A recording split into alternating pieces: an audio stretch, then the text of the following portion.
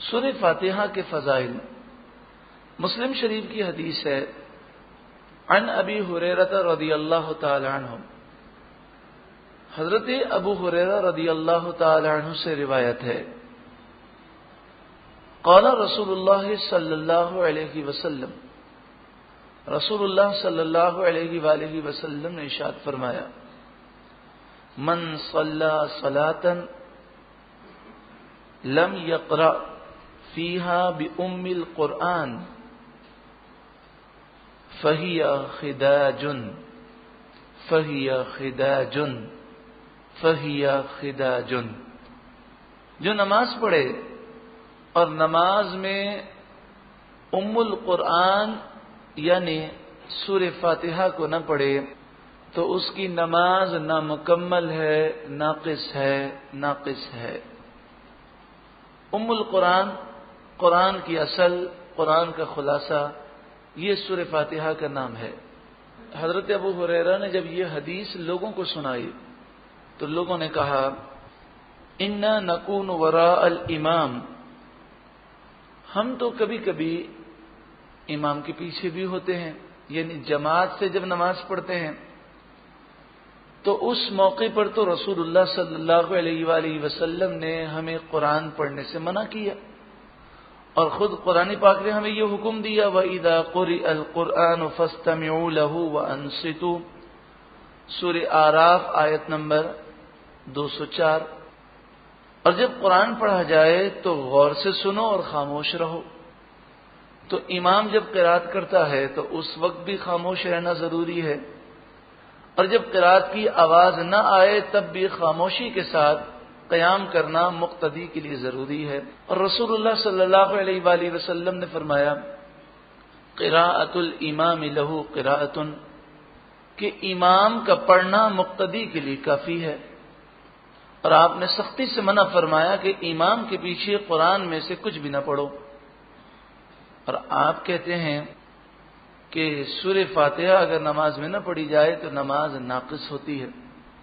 مسلم شریف میں امام مسلم علیہ رحمہ لکھتے ہیں کہ جب انہوں نے کہا انا نکون وراء الامام، بے شک ہم تو امام کے پیچھے ہوتے ہیں، تو آپ نے یہ نہیں فرمایا کہ کوئی بات نہیں، تم قرآن باقی نہ پڑھا کرو لیکن سورہ فاتحہ تو امام کے پیچھے پڑھ لیا کرو، یہ ضروری ہے، یہ آپ نے نہیں فرمایا۔ یعنی حضرت ابو ہریرہ کے جواب سے ان لوگوں کا رد ہو جاتا ہے کہ جو یہ کہتے ہیں کہ امام کے پیچھے سورہ فاتحہ پڑھنا واجب ہے، ضروری ہے، یا وہ کہتے ہیں پڑھی جا سکتی ہے۔ تو حضرت ابو ہریرہ یہ کہتے کہ بھئی یہ تو جو قاعدہ ہے یہ صرف قرآن پڑھنے کا ہے، باقی سورہ فاتحہ آپ امام کے پیچھے پڑھ سکتے ہیں۔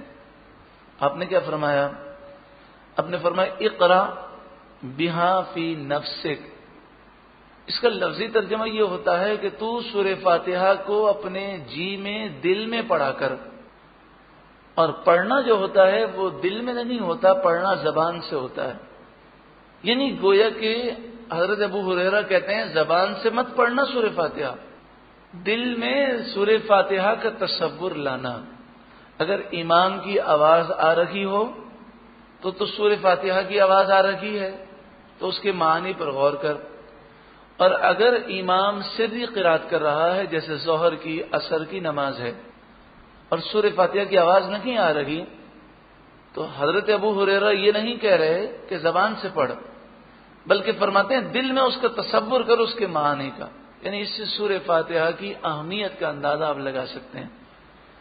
اس حدیث سے ان لوگوں کا واضح رد ہو گیا، اور سعودی عرب سے جو قرآن پاک کا ترجمہ و تفسیر لوگوں میں تقسیم کیا جاتا ہے، وہ سورہ فاتحہ کی تفسیر میں یہی لکھتے ہیں کہ امام کے پیچھے سورہ فاتحہ پڑھنا ضروری ہے، حالانکہ حدیث میں واضح طور پہ فرمایا اقرا بہا فی نفسک، زبان سے مت پڑھنا، دل میں اس کا تصور کرنا، اس کے معانی پر غور کرنا۔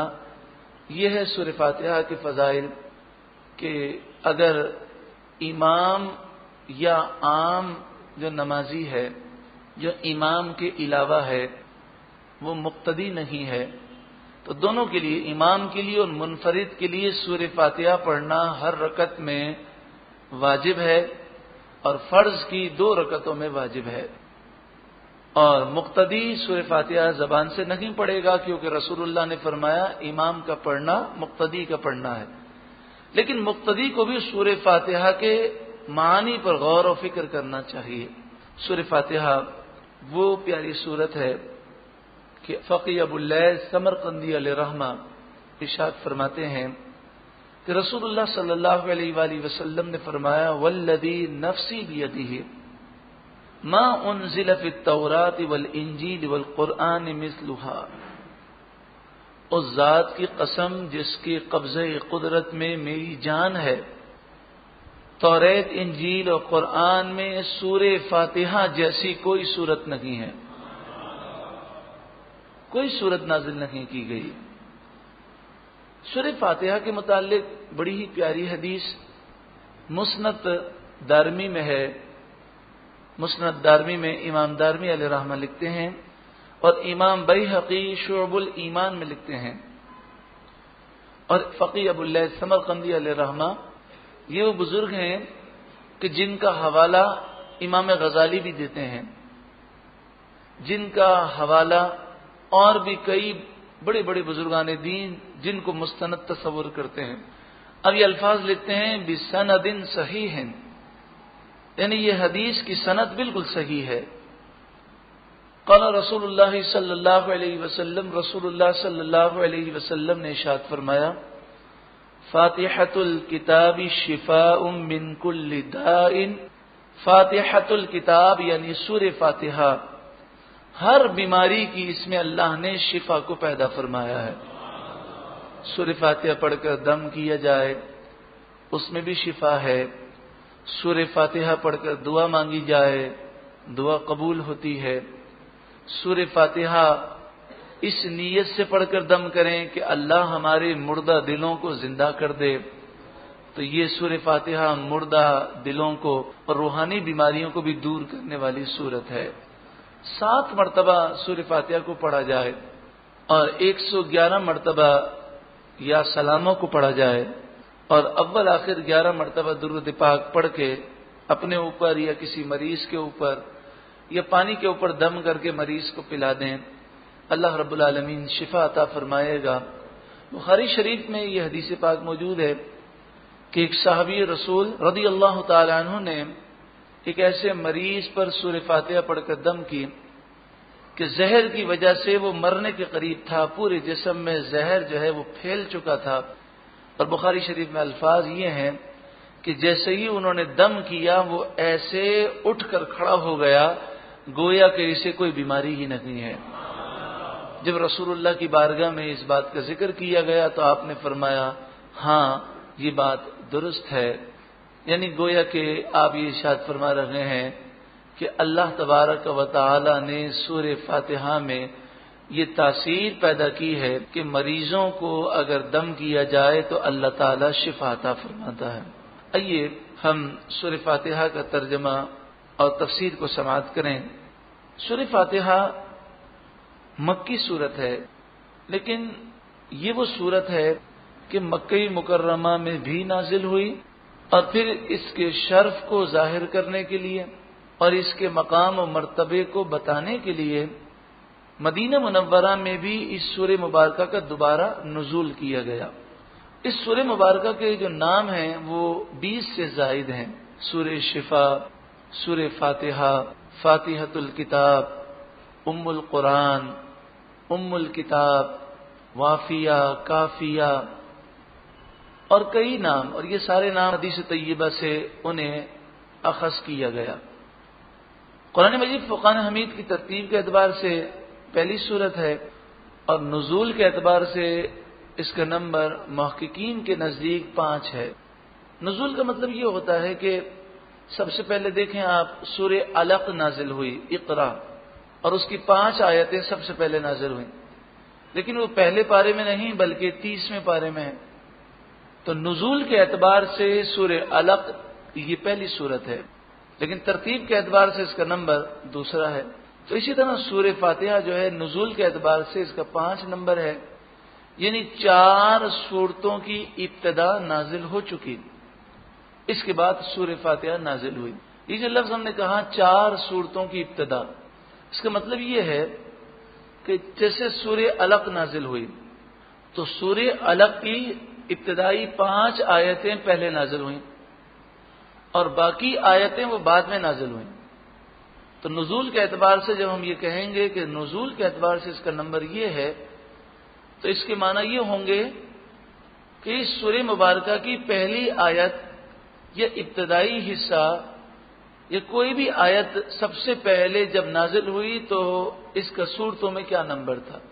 یہ بھی ضروری نہیں کہ کسی سورت کی جو پہلی آیت نازل ہو وہ ترتیب میں بھی پہلی ہو. یعنی یہ ضروری نہیں کہ کوئی سورت نازل ہوئی تو ہم دیکھتے ہیں یہ سورت مثلا سورہ بقرہ الف لام میم سے شروع ہوتی ہے، تو یہ ضروری نہیں کہ ہر سورت کی ابتدا ہی سے نزول ہو. پوری سورت میں سے کہیں سے بھی کوئی آیت ابتدا میں نازل ہو گئی تو نزول کے اعتبار سے اس کا نمبر ہے. اور پھر یہ سورت بھی نازل ہوتی رہتی ہے اور دوسری صورتیں بھی نازل ہوتی رہتی ہیں. جیسے جب نبی اکرم صلی اللہ علیہ وآلہ وسلم مدینہ منورہ میں تشریف لائے تو سب سے پہلے سورہ بقرہ کا نزول ہوا، لیکن سورہ بقرہ مکمل نازل نہ ہوئی، چند آیتیں نازل ہوئیں اور پھر یہ مکمل 10 سالوں تک یہ نازل ہوتی رہی. اور آپ صلی اللہ علیہ وآلہ وسلم کے وصال سے چند دن پہلے سورہ بقرہ کی آخری آیت نازل ہوئی اور سورہ بقرہ مکمل ہوئی، لیکن اس دوران کئی صورتیں نازل ہوتی رہیں. پھر پیارے آقا صلی اللہ علیہ وآلہ وسلم کا طریقہ مبارک یہ تھا کہ آپ جب بھی کوئی صورت نازل ہوتی یا اس کی آیتیں نازل ہوتی تو صحابہ کرام علیہم رضوان سے فرماتے یہ آیت فلاں صورت میں فلاں آیت کے بعد اور فلاں آیت سے پہلے لکھ لو اور اسے اسی طرح یاد کر لو. اور یہ آپ صلی اللہ علیہ وآلہ وسلم نے جو ترتیب صحابہ کرام کو بتائی اسی ترتیب پر آج قرآن پاک ہمارے پاس موجود ہے اور اسی ترتیب میں لوح محفوظ میں لکھا ہوا ہے. لیکن نزول جو ہے وہ وقت کی ضرورت کے مطابق جیسا واقعہ ہوتا اور جیسی آیتوں کی ضرورت ہوتی ویسا لوح محفوظ سے نزول ہوتا. نظر مصطفیٰ پر قربان جائیے کہ مدینے میں بیٹھ کر مکے میں بیٹھ کر آپ نظر فرما رہے ہیں لوح محفوظ پر اور قرآن کی ترتیب لوح محفوظ کے مطابق لوگوں کو سکھا رہے ہیں. فاتحہ، الفاتحہ کے معنی کیا ہیں؟ ایک تو فتح، ہماری اردو میں کامیابی کے لیے جب جنگ فتح ہو جائے تو کہتے ہیں فتح ہو گیا، اور عربی میں فتح یہ کھولنے کے معنی میں آتا ہے، جیسے کھڑکی کو کھولنا، دروازے کو کھولنا. تو الفاتحہ کے معنی ہوئے کھولنے والی، ابتدا کرنے والی. تو چونکہ قرآن مجید فرقان حمید کی ابتدا سورہ فاتحہ سے ہوتی ہے، قرآن کو ہم کھولیں تو پہلی کون سی سورت ہے؟ سورہ فاتحہ. اس نسبت سے اسے سورہ فاتحہ کہتے ہیں. سورت یہ کسے کہتے ہیں؟ تو آپ نے دیکھا ہوگا کہ 4 دیواری ہوتی ہے، جیسے مسجد کی 4 دیواری ہے اور کسی مکان کی 4 دیواری ہے. جو 4 دیواری ہے وہ چاروں طرف سے اسے گھیرتی ہے. تو سورت اسے کہتے ہیں کہ جس میں مضمون کو ایک ترتیب سے بیان کیا گیا اور اس کی ابتدا بھی ہے اور انتہا بھی ہے اور اس نے ایک خاص مضمون کو چاروں طرف سے گھیرا ہے تو اسے سورت کہتے ہیں. اس میں 7 آیتیں ہیں، لیکن محققین کے 2 قول ہیں. بعض محققین کے نزدیک اس کی 6ٹھی آیت جو ہے وہ اہدنا الصراط المستقیم پر مکمل ہو جاتی ہے، اور بعض محققین کے نزدیک اس کی جو 6ٹھی آیت ہے وہ صراط الذین انعمت علیہم پر ہے. تو آیت کے نمبر لگانے میں 2 قول ہیں، لیکن اس میں سب متفق ہیں کہ سورہ فاتحہ میں 7 آیتیں ہیں. جب ہم قرآن پاک کی ابتدا کرتے ہیں تو اعوذ باللہ سے ابتدا کرتے ہیں. اس کے معنی کو سماعت کر لیجئے. اعوذ، میں پناہ مانگتا ہوں. اعوذ میں جو الف ہے میں کا معنی یہ دے رہا ہے اعوذ میں پناہ مانگتا ہوں. تو آپ نے دعاؤں میں اور بسا اوقات قرآن پاک میں بھی شاید آپ نے دیکھا ہو کہ بسا اوقات جب الف کو نون سے بدل دیا جائے تو وہ ہم کے معنی دیتا ہے. مثلا اعوذ میں پناہ مانگتا ہوں، اگر ہم اس کو نون کے ساتھ پڑھیں نعوذ تو اس کے معنی ہوں گے ہم پناہ مانگتے ہیں. اعوذ ہو تو میں پناہ مانگتا ہوں اور نعوذ ہو تو ہم پناہ مانگتے ہیں. اعوذ مذکر کے لیے بھی ہے، مؤنث کے لیے بھی ہے. میں پناہ مانگتا ہوں، اور اگر کوئی بہن پڑھے گی تو اس کے معنی ہوں گے میں پناہ مانگتی ہوں. باللہ اللہ کی، من الشیطان الرجیم، شیطان رجیم مانے مردود، شیطان مردود سے، یعنی شیطان مردود کے حملوں سے میں اللہ کی پناہ مانگتا ہوں. اور پناہ سے کیا مراد ہے؟ مثال کے طور پر کوئی کسی پر پتھر مارنے لگے تو انسان جان بچانے کے لیے کسی پلر کے پیچھے، کسی آڑ کے پیچھے چھپ جاتا ہے، تو وہ اس کی جو پناہ ہوتی ہے وہ اسے حملوں سے بچاتی ہے. تو گویا کہ اعوذ پڑھنے والا اللہ سے مدد مانگ رہا ہے. اب وہ کہتا ہے مالک و مولا، شیطان مردود کے جو شر ہیں، جو حملے ہیں، میں ان حملوں سے تیری پناہ مانگ رہا ہوں. تو مجھے ایسی پناہ عطا فرما کہ مجھے وہ حملوں سے بچا لے.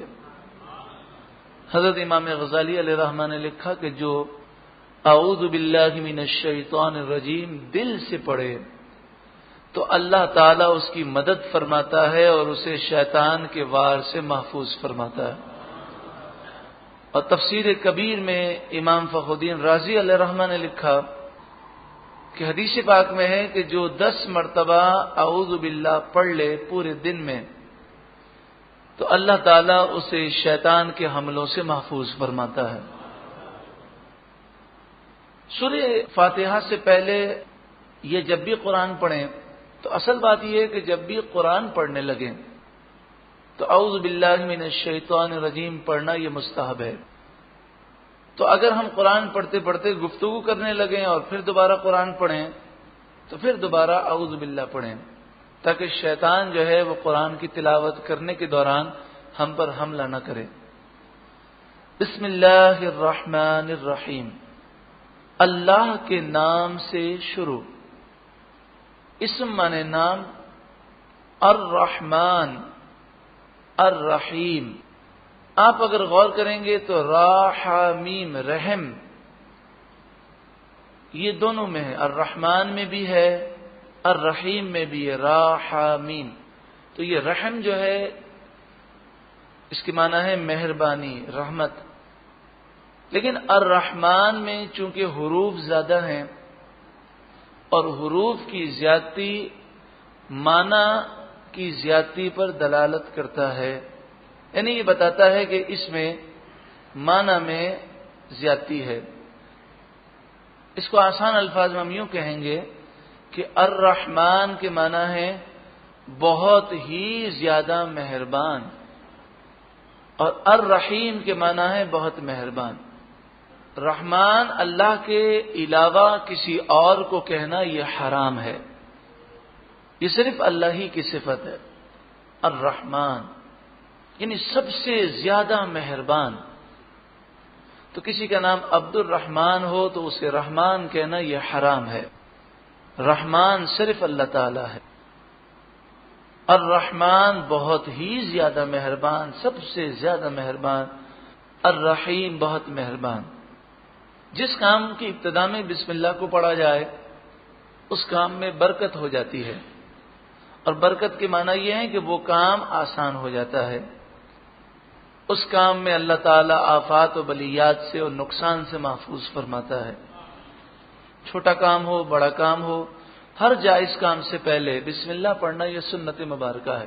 دروازہ کھولتے وقت، دروازہ بند کرتے وقت، اسی طرح چراغ جلاتے ہوئے، چراغ بجھاتے ہوئے، پیارے آقا صلی اللہ علیہ وآلہ وسلم بستر بچھاتے ہوئے، بستر اٹھاتے ہوئے، ہر کام سے پہلے بسم اللہ پھر رحمان الرحیم ضرور پڑھا کرتے. آئیے ہم یہ نیت کریں کہ انشاءاللہ تعالی اپنے گھر میں اس رواج کو عام کرنے کی کوشش کریں گے، اس مبارک سنت کو، کہ ہر جائز کام سے پہلے ہم بسم اللہ پڑھیں. جیسے گھر میں داخل ہوں تو اگر گھر میں داخل ہوں اور بسم اللہ نہ پڑھیں تو شیطان گھر میں آ جاتا ہے اور پھر لڑائی جھگڑے نا اتفاقیاں اور بے برکتی ہوتی ہے. تو ہم یہ پابندی لگا دیں کہ جو بھی گھر میں آئے بسم اللہ پڑھ کے آئے اور سلام کر کے آئے، انشاءاللہ خیر و برکت و سلامتی کا دور دورہ ہوگا.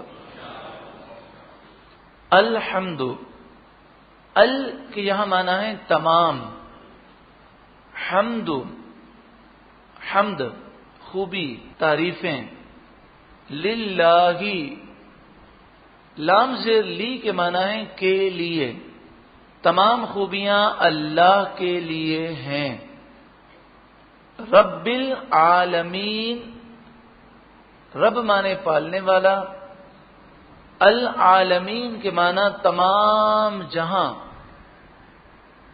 18,000 عالم ہیں اس کائنات میں. رب العالمین تمام جہانوں کو اور تمام جہاں والوں کو پالنے والا ہے. رب کے معنی کیا ہے؟ رب کے معنی ہے پالنے والا، یعنی حقیقی طور پر پالنے والا، حقیقی طور پر نعمتیں دینے والا، اور جیسی ضرورت، جیسا موقع ویسی نعمت دینے والا. یعنی بچہ ماں کے پیٹ میں ہے تو اسے وہاں بھی روزی دی جا رہی ہے. دنیا میں آتا ہے، ابھی دانت نہیں ہے، وہ کوئی ٹھوس غذا ہضم نہیں کر سکتا، اللہ نے ماں کا دودھ عطا فرمایا، پھر اسے ٹھوس غذا دی گئی. پھر جب کچھ اور بڑا ہوا، اس سے اس کا گزارا نہیں ہو سکتا، اللہ نے اسے دانت عطا فرمائے، اب وہ ایسی غذا کھا سکتا ہے جسے وہ چبا کر کھا سکے. تو جیسے ضرورت، ابتدا سے لے کر کمال تک پہنچانے والا. رب کے معنی ہے ابتدا سے لے کر کمال تک پہنچانے والا. بیج ہے، بیج سے پودا نکلتا ہے، کتنا چھوٹا ہے، اتنی ہوائیں چلتی ہیں، اللہ حفاظت فرماتا ہے جس کو وہ رکھنا چاہتا ہے، اور وہ بالکل تناور درخت بن جاتا ہے، اور اس سے پھل، وہ ذائقے سب کچھ پیدا ہوتے ہیں. تو ابتدا سے لے کر کمال تک پہنچانے والا اور ہر لمحے نعمتیں دینے والا، 70 ماؤں سے بڑھ کر، بلکہ ساری کائنات سے بڑھ کر اپنے بندوں سے پیار کرنے والا. الحمد للہ رب العالمین، تمام خوبیاں، تمام تعریفیں، تمام حمد اللہ کے لیے ہیں جو سارے جہان والوں کا پالنے والا ہے. الرحمن، بہت ہی زیادہ مہربان، الرحیم، بہت مہربان، بہت رحم کرنے والا. دنیا میں مسلمانوں، کافروں سب کو نعمتیں دیتا ہے، اور آخرت میں اس کی نعمتیں خاص ہیں صرف مسلمانوں کے لیے، اور کافر ہمیشہ ہمیشہ جہنم میں جلتے رہیں گے. مالک یوم الدین، مالک یہ تو اردو میں بھی استعمال ہوتا ہے، یوم دن یہ بھی اردو میں استعمال ہوتا ہے. دین، دین تو ایک تو مذہب کو کہتے ہیں، جیسے دین اسلام، ان الدین عند اللہ الاسلام. بے شک دین، مذہب اللہ کے نزدیک صرف اسلام ہے، باقی سارے مذاہب باطل ہیں. اور دین کا ایک معنی فیصلہ بھی ہوتا ہے، تو یہاں پر فیصلہ ہے قیامت کا دن. پتہ چلا کہ ایک لفظ کے کئی معنی ہوتے ہیں، ہر جگہ ایک ہی معنی نہیں چلانا چاہیے. عبارت کے اعتبار سے اور تفسیر کے اعتبار سے اس کا ترجمہ ہوتا ہے مالک یوم الدین، فیصلے کے دن کا مالک، یعنی قیامت کے دن کا مالک. الرحمن الرحیم کے بعد قیامت کے دن کا ذکر ہے. ذرا ترتیب سے دیکھیں تو پہلے فرمایا تمام خوبیاں اللہ کے لیے ہیں، پھر اللہ کی صفات کا بیان ہے کہ وہ سارے جہاں والوں کا پالنے والا ہے.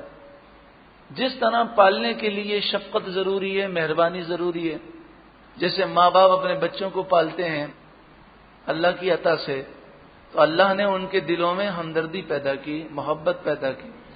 اگر یہ چیزیں نہ ہوتی تو وہ نہ پال سکتے۔ یہاں تک کہ درندے، ان کے دلوں میں بھی اللہ نے ان کے بچوں کے لیے محبتیں پیدا کی۔ تو پالنے کے لیے رحمت، ہمدردی، شفقت، یہ چیزیں ضروری ہیں۔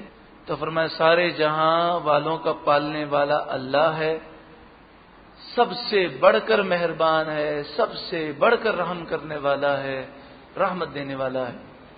جب رحمت کا ذکر ہوا تو کوئی اس کا یہ مطلب بھی نہ لے کہ پھر جو چاہیں دنیا کے اندر کریں۔ تو فرمایا مالک یوم الدین، قیامت کے دن کا وہ مالک ہے۔ تم دنیا میں آئے ہو، تمہیں زندگی اللہ کی مشیت کے مطابق، اللہ کی مرضی کے مطابق، اللہ جو چاہتا ہے اس کے مطابق گزارنی ضروری ہے، ورنہ کل بروز قیامت وہ تمہارا حساب لے گا۔ ایاک نعبد و ایاک نستعین۔ اب قیامت کے دن کامیابی کے لیے کیا چیزیں ضروری ہیں؟ تو قیامت میں نہ کرنسی کام آئے گی، نہ بنگلے، نہ کاریں۔ قیامت میں تو نیک اعمال کام آئیں گے۔ تو ایاک نعبد میں عبادت کا ذکر ہے، اور وہ ایاک نستعین میں مدد کا ذکر ہے۔ یعنی عبادت یہ ضروری ہے، اللہ کی فرما برداری، لیکن اے مالک ہم تیری توفیق کے بغیر عبادت نہیں کر سکتے، یہ عبادت کرنے میں تو ہماری مدد فرما۔ ایاک، ایا خاص، کا تیری، خاص تیری، نعبد اس کا لفظی ترجمہ ہے ہم عبادت کرتے ہیں۔ سورہ کافرون میں اعبدو بھی آیا اور کئی مقام پر۔ آپ کو ابھی اعوذ باللہ میں ہم نے عرض کیا تھا کہ جب نون کی جگہ الف لگا دیا جائے تو کئی ایسے عربی کے صیغے ہیں کہ جہاں پر معنی جو ہے فوراً چینج ہو جاتا ہے۔ نعبدو کے معنی ہے ہم عبادت کرتے ہیں، اور اگر کہیں قرآن میں ہو اعبدو تو اس کے معنی ہوں گے میں عبادت کرتا ہوں، اور ہو لا اعبدو تو اس کے معنی کیا ہوں گے؟ میں پوجا نہیں کرتا، عبادت نہیں کرتا۔ یہ لفظ پوجا اور عبادت، عبادت عربی لفظ ہے اور اسی کا ترجمہ پوجا ہے، لیکن ہمارے یہاں پر یہ عرف بن گیا ہے کہ جب اللہ کی عبادت کی جائے تو ہم عبادت کہتے ہیں، اور جب بتوں کی پوجا پاٹ کی جائے تو اسے پوجا کہتے ہیں۔ لیکن عبادت عربی لفظ ہے اور پوجا جو ہے اس کا ترجمہ ہے، اور اسی لیے جو قدیم اردو ہے اس میں پوجا کا لفظ استعمال ہوتا ہے، گو کہ آج کل کی اردو کے اندر یہ لفظ عجیب و غریب سمجھا جاتا ہے۔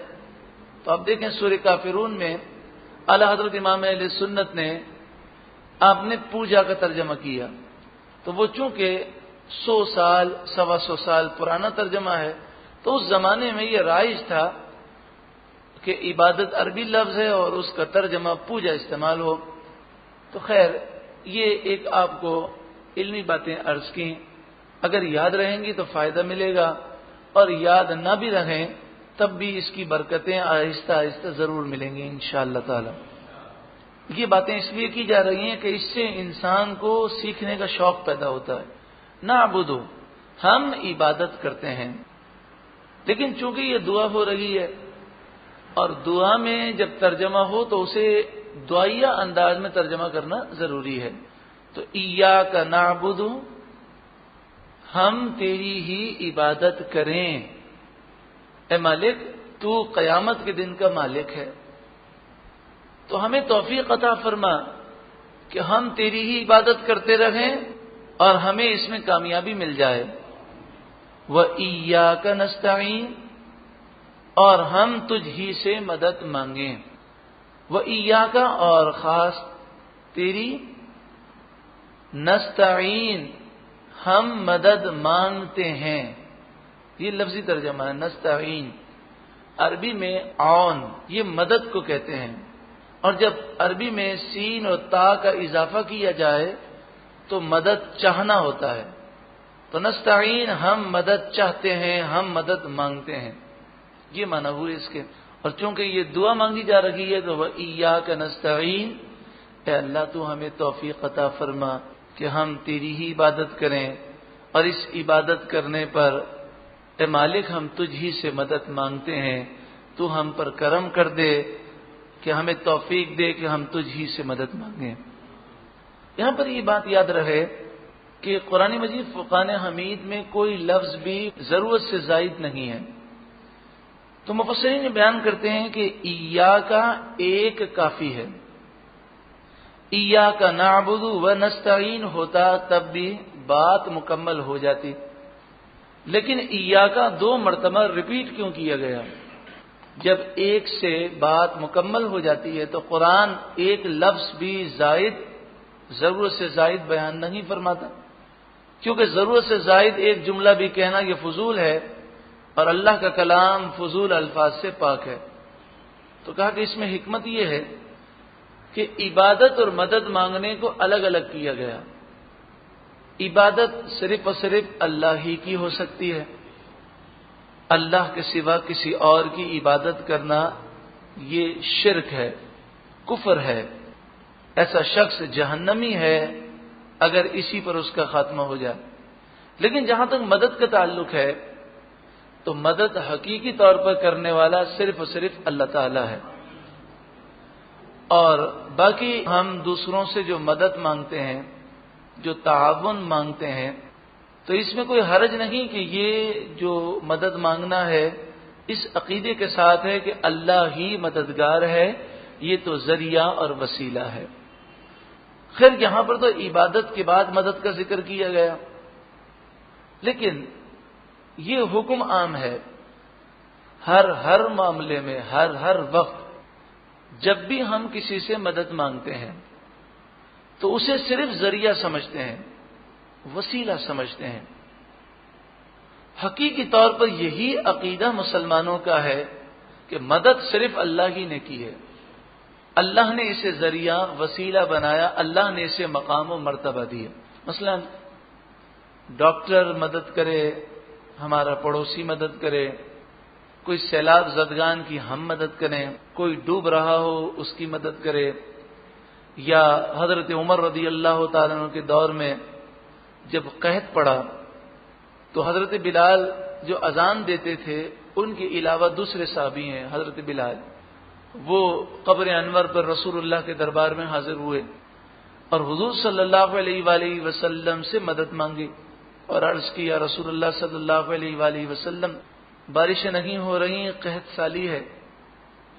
تو جب حضور کی بارگاہ میں عرض کی تو رات کو سوئے تو خواب میں رسول اللہ کا دیدار نصیب ہوا. اور یہ حدیث محدثین نے صحیح سند کے ساتھ ذکر کی، اور رسول اللہ نے فرمایا کہ ان قریب بارش ہوگی، اور حضرت عمر سے کہنا ذرا ہوشیاری سے کام لیں، دانائی سے کام لیں. حضرت عمر کو جب انہوں نے خواب سنایا تو وہ رو پڑے اور کہنے لگے مالک و مولا، میں تو اپنی طاقت کے مطابق دانائی سے کام لیتا ہوں، تو میری مدد فرما. اسی طرح صحابہ کرام علیہم رضوان نے جنگوں کے اندر، جسے حافظ ابن کثیر نے البدایہ والنہایہ میں لکھا اور حافظ ابن اسیر نے الکامل فی التاریخ میں لکھا، اور علامہ واقدی علیہ رحمہ نے فتوح الشام میں لکھا کہ شام کی جنگیں تھیں. اسی طرح مسلمہ کذاب سے جو جنگ ہوئی اس میں صحابہ کرام پر جب مشکل کا وقت آیا تو انہوں نے یہ نعرہ لگایا یا محمدہ. الف اور ہا یہ بتاتا ہے کہ جلدی مدد کی ضرورت ہے. کوئی ڈوب رہا ہو تو وہ لمبی چوڑی بات نہیں کرتا، مختصر کہتا ہے. تو جب کوئی آدمی بہت سخت مشکل میں ہو، فوراً مدد کی ضرورت ہو، تو اس کا طریقہ یہ ہے کہ الف اور ہا لگا دیا جائے. تو یا محمدہ، یا محمدہ، اس کے معنی یا رسول اللہ ہماری جلدی مدد کیجیے. تو یہ صحابہ کرام کا پکارنا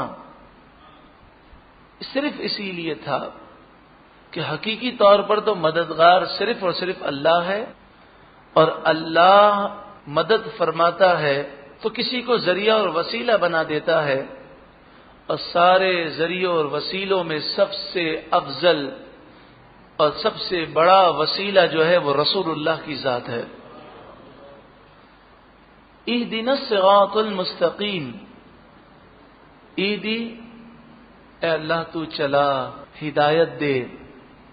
ہدایت کے دو معنی ہوتے ہیں، ایک ہے راستہ بتا دینا، ایک ہے منزل تک پہنچا دینا۔ تو کافر کو راستہ پتہ ہی نہیں ہے کہ جنت کا راستہ کہاں ہے، مومن کو معلوم ہے کہ یہ جنت کا راستہ ہے۔ تو جب کافر کے لیے ہدایت کی گفتگو ہوگی تو اس سے مراد یہی ہے کہ اسے ایمان مل جائے اور پھر اسے منزل مقصود کی راہ مل جائے۔ مومن جب ہدایت کی دعا مانگے گا تو اس سے مراد یہ ہے کہ مالک و مولا تو نے ہمیں راستہ تو دکھا دیا، اب ایسا کرم کر دے منزل تک بھی پہنچا دے، ہمیں راستے پر چلنے کی توفیق عطا فرما۔ حقیقی طور پر ہدایت دینے والا اللہ تعالیٰ ہے۔ جب نسبت اللہ کی طرف ہو تو بعض مفسرین نے فرمایا اس سے مراد یہی ہے کہ حقیقی طور پر ہدایت دینے والا اللہ ہے، اور باقی کسی اور کی طرف ہدایت کی نسبت ہو تو اس سے مراد یہ ہے کہ اللہ کی اذن سے اللہ کے دین کی طرف رہنمائی کرنے کا ذریعہ اور وسیلہ۔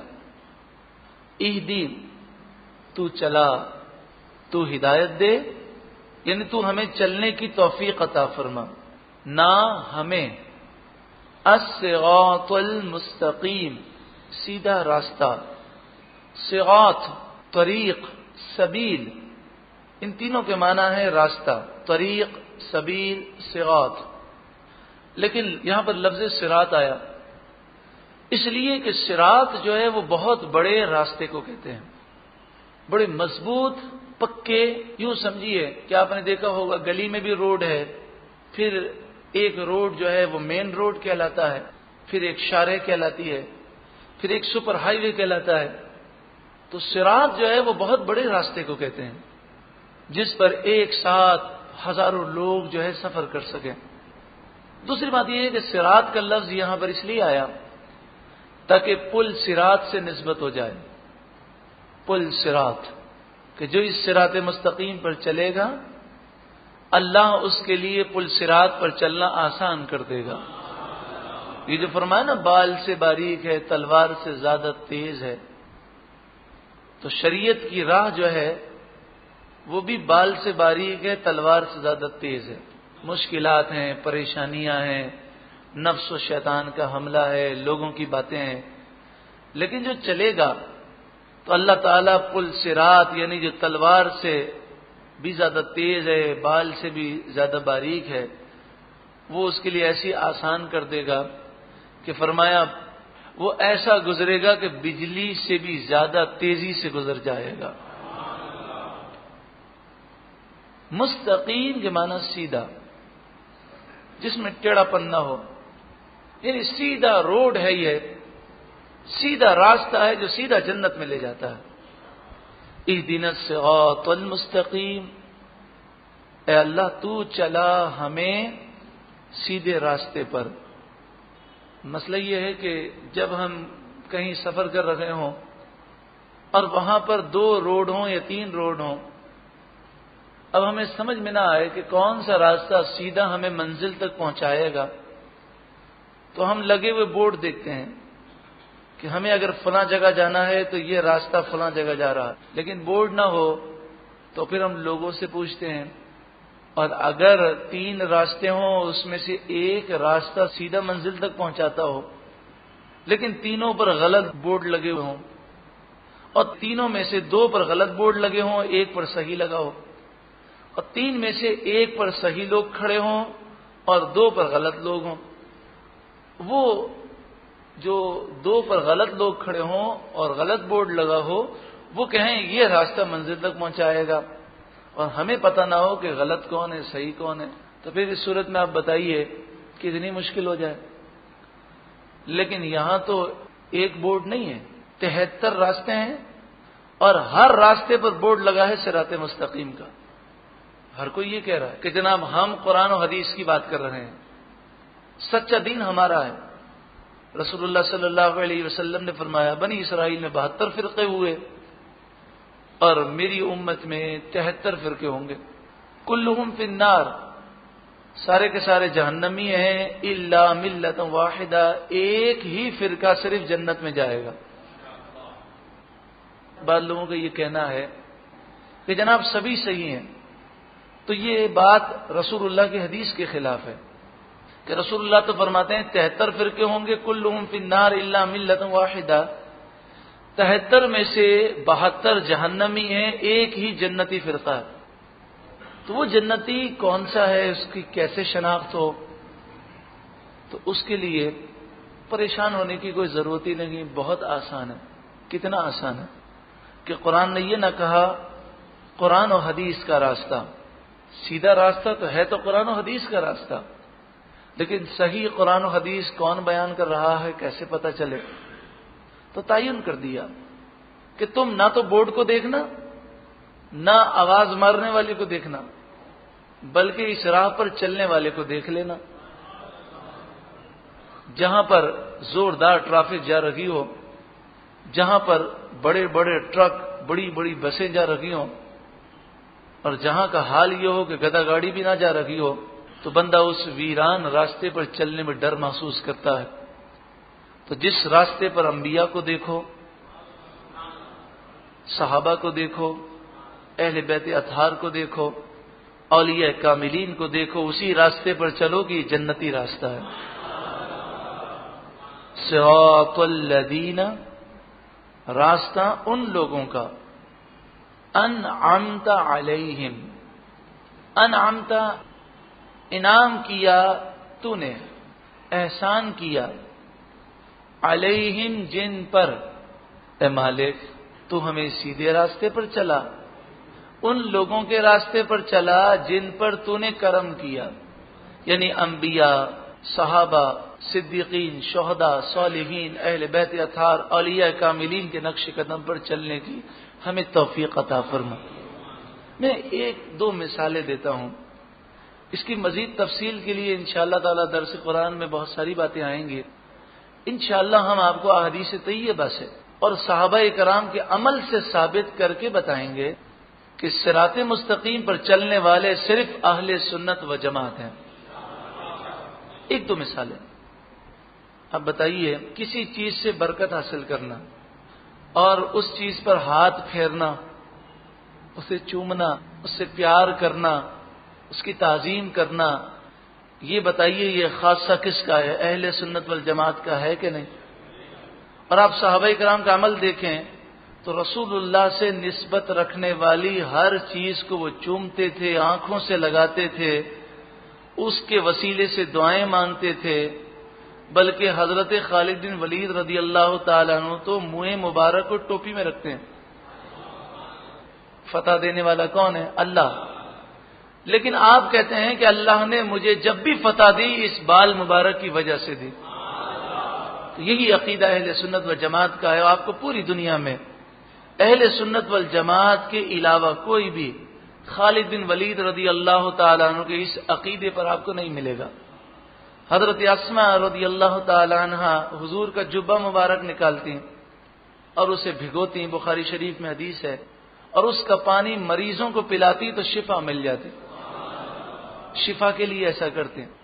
تو شفا دینے والا تو اللہ ہے، لیکن وہ جانتی ہیں کہ رسول اللہ کی تو بڑی شان ہے، ان کے جسم مبارک سے لگنے والے جبے کی یہ شان ہے کہ اس کی تعظیم و توقیر کریں اور اس کا پانی مریضوں کو پلائیں تو ان کا بھی بیڑا پار ہو جاتا ہے۔ تو یہ دو مثالیں آپ کو دیں، اس کے علاوہ بے شمار مثالیں ہیں۔ غیر المغضوب علیہم، نہ ان لوگوں کا جن پر غضب کیا گیا، ولا الضالین، اور نہ ہی گمراہ لوگوں کا۔ المغضوب غضب کیا گیا، الضالین گمراہ۔ غضب کیا گیا اس سے مراد کون سے لوگ ہیں؟ مختلف تفاسیر میں مختلف اقوال ہیں، لیکن تمام اقوال کا خلاصہ یہ ہے کہ انعمت علیہم، جن پر اللہ نے انعام کیا، ان کے علاوہ جتنے ہیں ضالین میں داخل ہیں یا المغضوب علیہم میں داخل ہیں، یعنی صالحین کے راستے سے ہٹنے والے، یا تو یہودی ہیں، عیسائی ہیں، ہندو ہیں، کافر ہیں، مشرک ہیں، یا بد عقیدہ بد مذہب ہیں، صحابہ کرام کے بے ادب ہیں، رسول اللہ کے بے ادب ہیں، قادیانی ہیں، آغا خانی ہیں، ایسے لوگ ہیں جو گستاخی وہ قرآن کی کرتے ہیں یا اللہ کی کرتے ہیں یا رسول اللہ کی کرتے ہیں. اسی طرح وہ بھی گمراہ ہیں جو اپنے آپ کو مسلمان کہتے ہیں لیکن قرآن و حدیث کا مذاق اڑاتے ہیں، دین کا مذاق اڑاتے ہیں. آخر میں اس طرح دعا کی جاتی ہے آمین. اس کے معنی ہے استجب، اے اللہ قبول فرما، اس دعا کو تو قبول فرما. رب العالمین سورہ فاتحہ کی خوب خوب برکتیں ہم سب کو نصیب فرمائے.